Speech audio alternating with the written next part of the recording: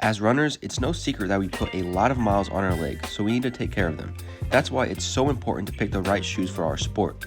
I broke down my top 5 shoes of 2023 in 5 different categories.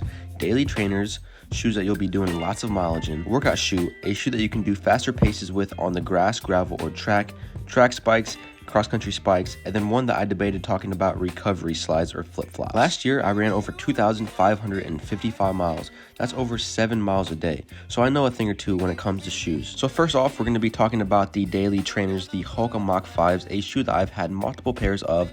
This shoe is a pavement pounder built for performance and ready to race. These use Hoka's soft but yet durable foam. This shoe is a neutral and responsive shoe. This shoe is also a pretty versatile shoe. You can do all of your strides or your long runs in this shoe depending on what you want. Personally, I like the look and I get a lot of compliments from my friends, so yeah, depending on what colorway you get, you can definitely rock these shoes with any outfit. Now, these shoes aren't too expensive like the Nike shoes, but they're not too cheap either. These shoes start off at $140, but depending on where you look, you can find them for a little bit cheaper. A cheaper alternative would be the Hoka Mach 4s, basically the previous version of these shoes, which you can find around $100 depending on where you look at Fleet Feet, Dick's, or any local running stores. Next, we have our workout shoe. The Nike Air Zoom Alpha Fly is probably my favorite shoe of all time, a shoe that was designed to break 2 hours in the marathon by Eliud Kipchoge. Now, these shoes cost a lot of money, $275 to be exact, plus tax, which I remember when these shoes first came out, it went through 2 processes where I couldn't even buy them because they were sold out. These do have a lot to offer though. The shoe features Zoom X foam with a full carbon fiber plate to propel you forward. These shoes also have a built-in tongue and a mesh material that is very breathable for the upper. I do all of my tempos, thresholds, repeats, and strides in these shoes and have also done a long run in them, but depending on how long you run, they don't have the best ankle support, so be careful. Now, since the second version of the shoe already came out, you can actually find the shoe a lot cheaper. Depending on where you look and what colorway and what size you get, you can find this up to $130.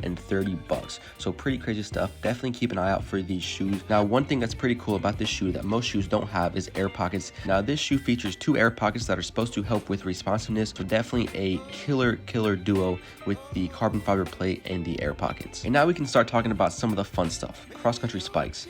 These are the Nike Dragonfly spikes, first of its kind. These shoes were built for 1500 meter all the way up to 10K. This shoe features Nike Zoom X foam, which is a lightweight foam that is very comfortable with a full PBX plate that provides stability needed for peak efficiency. The spike plate is made from plastics and is built giving the shoe a comfortable feel. My favorite part about this shoe has to be the versatility. Now, I've seen people wear this shoe in the 800 meters on the track, and I've also seen a ton of people wear it for the 8,000 meters on the cross-country course. Now, these shoes cost about $150, definitely pretty expensive for spikes, but the next spike we're going to be talking about is, believe it or not, more expensive, and you probably won't find them for too much cheaper as well. And on the contrary, we're going with track spikes. We're going to be talking about the Nike Air Zoom Victory spikes. These ones are interesting because they're also a first of their kind, featuring a full-length fiber plate and air pockets, which helps with efficiency. These are basically the Alpha Fly of the track. They have a mesh upper that is very breathable, and to be honest, I wouldn't raise anything under the 800 meters in this shoe, as I've known a lot of people that have actually broken the carbon fiber plate running too hard in these shoes. They are a very lightweight shoe, but they do cost all the way up to $180, and good luck finding them for any cheaper unless you find them for a deal at a Nike store. And one interesting fact about these shoes is after a hard workout in them, your calves are definitely going to be on fire because these shoes basically forces you to run on your toes or your midfoot, but mostly your toes. Recovery slides, a category that I wasn't even planning on talking about, but since they are getting so popular, I thought, why not? These are the Hoka slides, the most dominant slides in the game. They retail for about $50 and are designed to help your legs recover from training. The cushion absorbs impact and distributes weight consistently. Now, if you go on their website, you can basically get any colorway you want. They have a lot to choose from, and you basically can't go wrong with these slides. Now, there are a lot of other brands like Velous that's on the come up, and I did a video about them about a week ago, so if you guys are interested in that, I will put a link down below in the description. But yeah, Hoka slides are definitely at the top of their game, and they actually just had a new pair come out called the Hoka Aura Luxe, which is basically like a luxury version of this shoe that I'm going to be doing a review pretty soon. Alright guys, we're going to do a little bit of a science experiment. Right here we have the Hoka Mach slides. We have all the shoes actually, and we have a scale. We're going to be weighing them today and seeing how much they weigh. Now, shoes nowadays weigh a lot less than they used to because of the material and the technology that has came out. So super excited to see which shoe weighs the most. Now, my predictions are the daily trainers are going to weigh the most. These are probably going to weigh pretty light, and then the spikes are definitely going to be a lot lighter than the regular shoes. So let's see. We got the Hoka Mocs. Looks like 7.9 ounces. Next we have the Nike Alpha Fly. It's probably a little bit lighter. We're gonna put them on here. Ooh, actually a little bit heavier than the Mocs, which is definitely surprising to me. Next we have the Nike Dragonfly spikes for cross country.